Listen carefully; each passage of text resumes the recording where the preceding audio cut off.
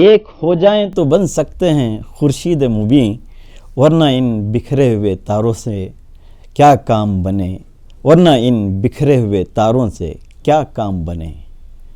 بزم اردو میں آپ تمام کا استقبال ہے اور ناچیز ڈاکٹر محمد منظور نعمان آداب پیش کرتا ہے۔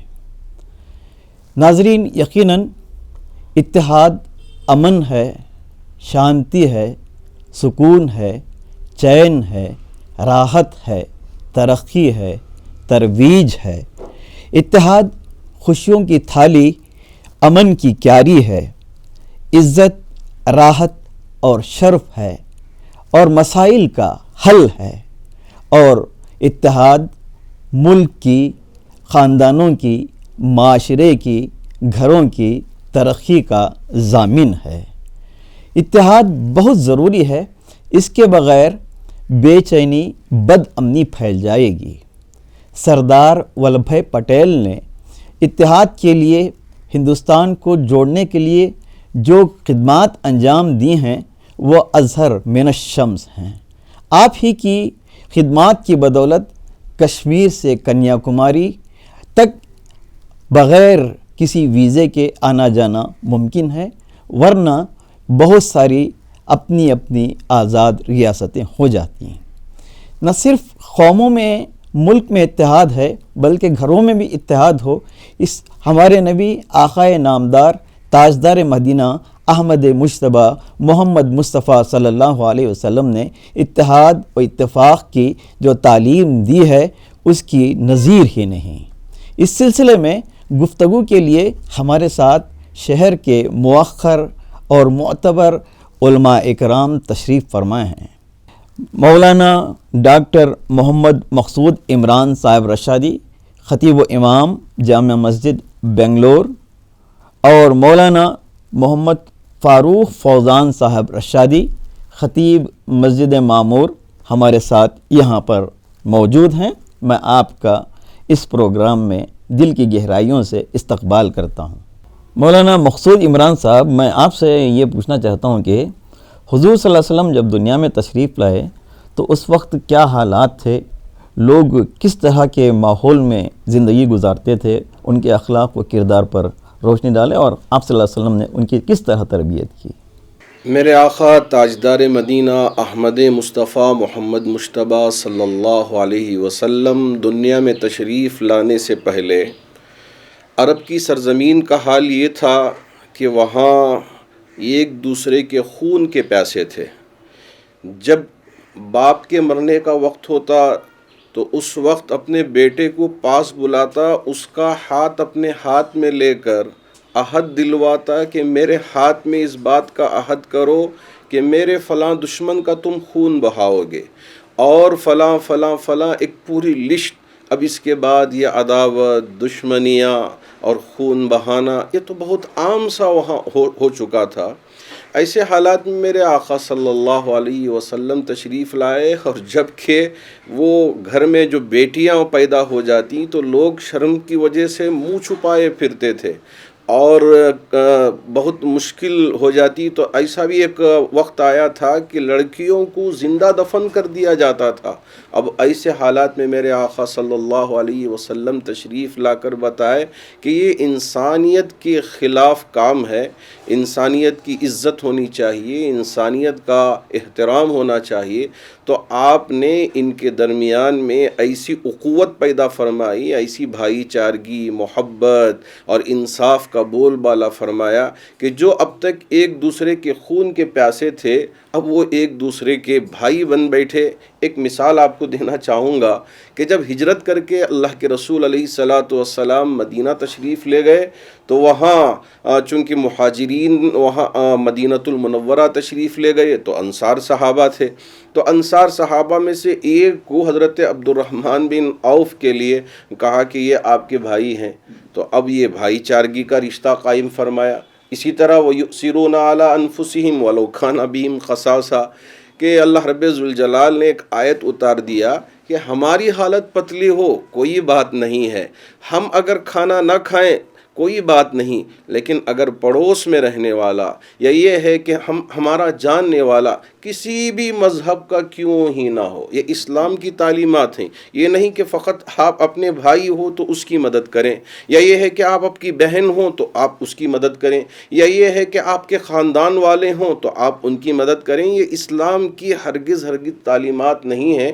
میرے آقا تاجدار مدینہ محمد الرسول اللہ صلی اللہ علیہ وسلم نے فرمایا، کسی بھی مذہب کے ماننے والا کیوں ہی نہ ہو، آپ اس کا تعاون کریں، اس کا ساتھ دیں، اس کی مدد کریں تو اللہ بھی آپ سے راضی ہوگا۔ شکریہ مولانا مقصود عمران صاحب، آپ نے بہت وضاحت کے ساتھ فرمایا۔ جہاں دل ٹوٹے ہوئے تھے آپ نے ان دلوں کو جوڑا، جہاں دشمنیاں تھیں، عداوتیں تھیں، ان کے درمیان اتحاد قائم کیا۔ میں فاروق فوزان صاحب مولانا آپ سے پوچھنا چاہتا ہوں کہ یہ اتحاد گھروں میں بھی ضروری ہے؟ جس گھر میں اتحاد ہوتا ہے بھائی بہنوں میں، ماں باپ میں اور معاشرے میں، تو وہ ترقی کرتا ہے۔ ایسا ہی قوم میں بھی اتحاد ہو اور قوموں کے درمیان بھی اتحاد ہو، مذاہب کے درمیان بھی اتحاد ہو، تو یہ ضروری ہے۔ اس سلسلے میں آپ کیا کہنا چاہیں گے؟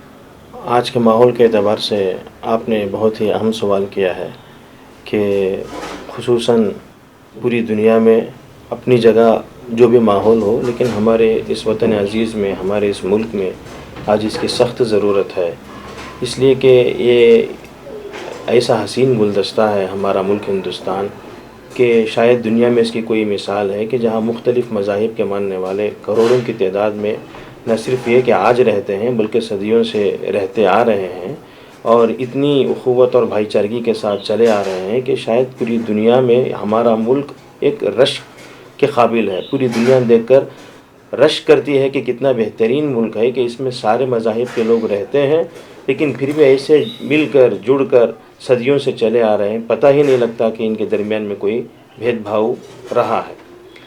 البتہ اس سلسلے میں ہمارے لیے جو اسلامی تعلیمات ہیں، جیسا کہ پروفیسر صاحب آپ نے پوچھا کہ سیرت کی روشنی میں اس سلسلے میں کیا ہمیں رہنمائی ملتی ہے، تو ایک انسان اور دوسرے انسان کے درمیان میں جو تعلق ہوتا ہے مختلف نوعیت کا ہوتا ہے۔ یہ ایک رشتہ اور ایک تعلق تو خونی رشتہ ہے کہ جس سے کوئی دو انسان آپس میں سگے بھائی یا بہن بنتے ہیں، یا ماں باپ اور اولاد کا رشتہ ہے۔ دوسرا رشتہ اس سے آگے بڑھ کر ہم دیکھیں گے تو پڑوس کا رشتہ ہے، یا سسرالی رشتہ ہے، یا رضاعی رشتہ ہے۔ اسی طرح ایک انسان جن مختلف رشتوں سے بندھا رہتا ہے، جڑا ہوا ہے، انہی میں ایک بہت ہی بڑا اور اہم رشتہ انسانیت کا رشتہ ہے۔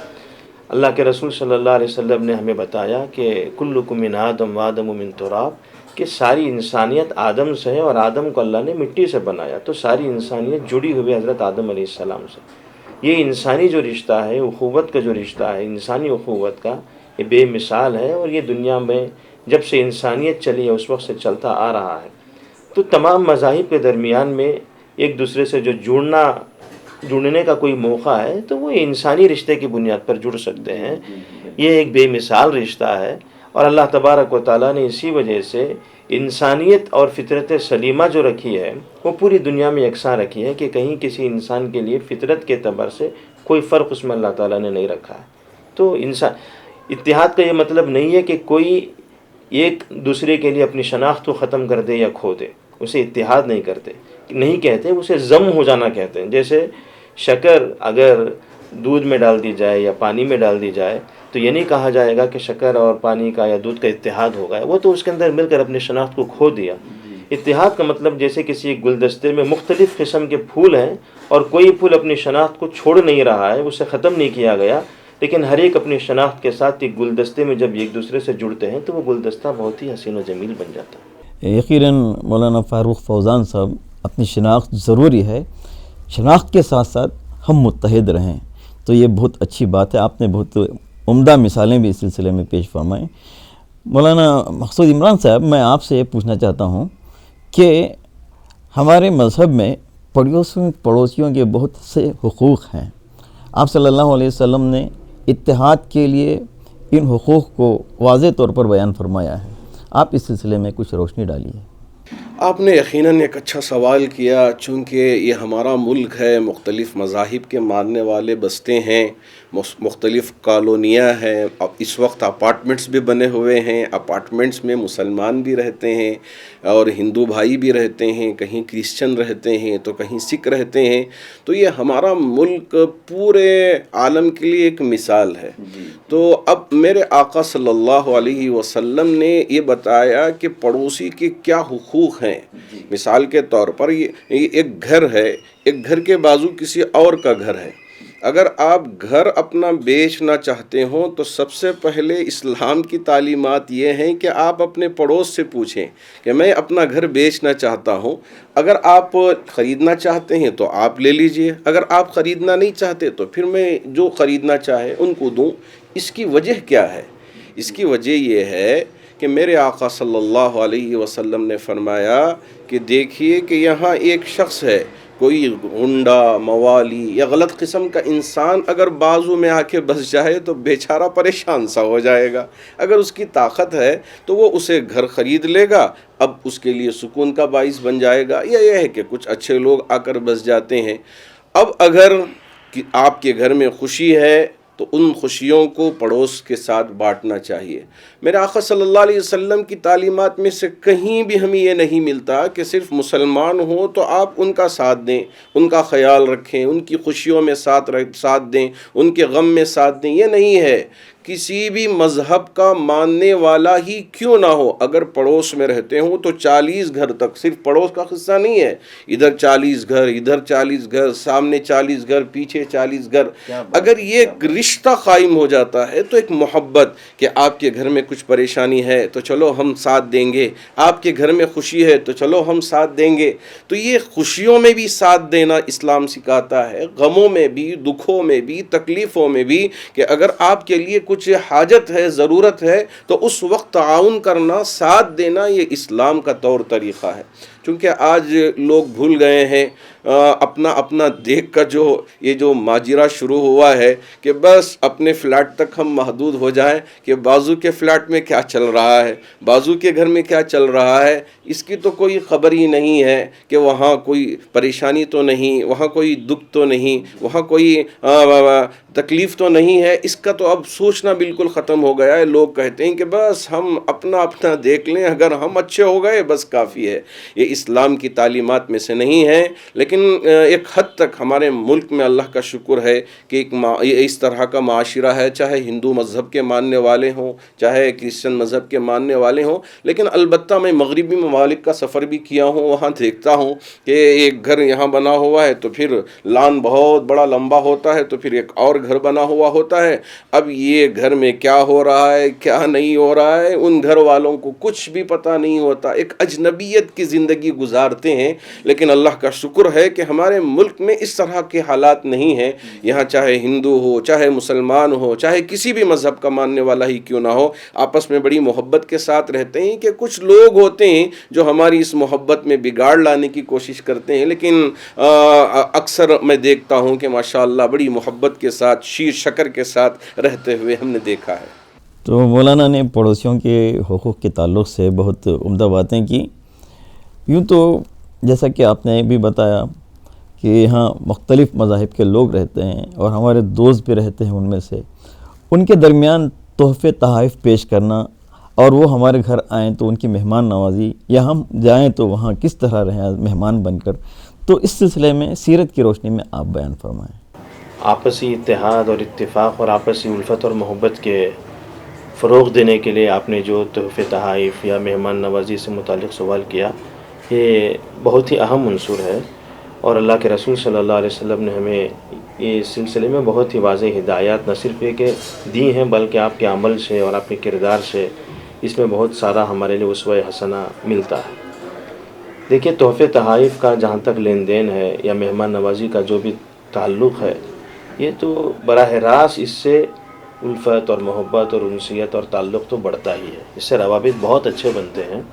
اللہ کے رسول صلی اللہ علیہ وسلم کے دور مبارک میں بھی یہ چیز ہمیں نظر آتی ہے، ملتی ہے کہ آقا علیہ السلام نے جو مہمان نوازی کی ہے، اس میں دو طرح کی بات ہے. ایک یہ کہ آپ خود کسی کے مہمان بنیں، چاہے وہ مسلمان ہو یا برادران وطن میں سے ہو، یا یہ کہ کوئی مسلمان یا برادران وطن میں سے مسلمانوں کے علاوہ کسی اور مذہب کا ماننے والا آپ کا مہمان بنے. دونوں مثالیں ملتی ہیں. اللہ کے رسول صلی اللہ علیہ وسلم نے بنو نجران کا جو وفد آیا تھا، عیسائیوں کا جو وفد آیا تھا، آقا علیہ السلام نے ان کو مہمان بنایا اور ان کا قیام آقا علیہ السلام نے مسجد نبوی میں کرایا.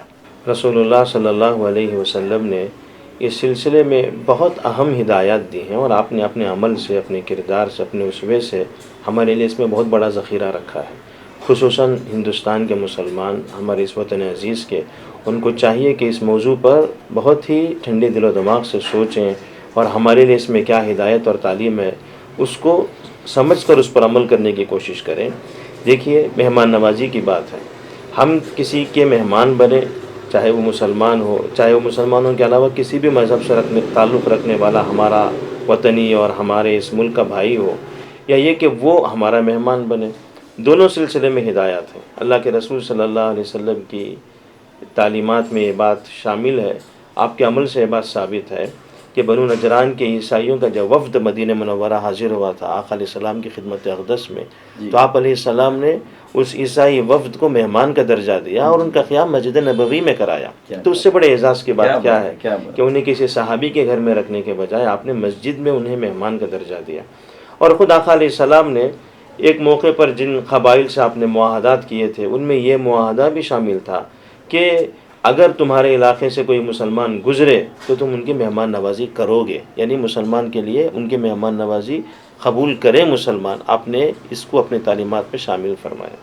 تحفہ تحائف کی جہاں تک بات ہے، تو یہ تو ظاہر سی بات ہے کہ یہ انسانیت کا تقاضا ہے. فطرت سلیمہ جو ہے اسے بہت ہی اچھی نگاہ سے قبول کرتی ہے، بہت ہی اچھی طبیعت سے اس کو قبول کرتی ہے. جب مکے میں قحط پڑا تو آقا علیہ السلام نے، چونکہ مکے میں جو لوگ تھے وہ مسلمان نہیں تھے بلکہ مسلمانوں کے خلاف تھے، اور انہوں نے مسلمانوں کے ساتھ بہت ساری دشمنی کر رکھی تھی اور انہوں نے جنگیں کر رکھی تھیں. لیکن جب قحط پڑا تو بہت سارے مدینے میں رہنے والے صحابہ اور بہت سارے صحابیات ایسے تھے کہ جن کے رشتہ دار تھے جو مسلمان نہیں تھے اور مکے میں تھے اور قحط میں پریشان تھے. تو آقا علیہ السلام کو یہ بات گوارا نہ ہوئی کہ وہ لوگ قحط کی وجہ سے پریشان ہوں، اگرچہ مسلمان نہیں ہیں.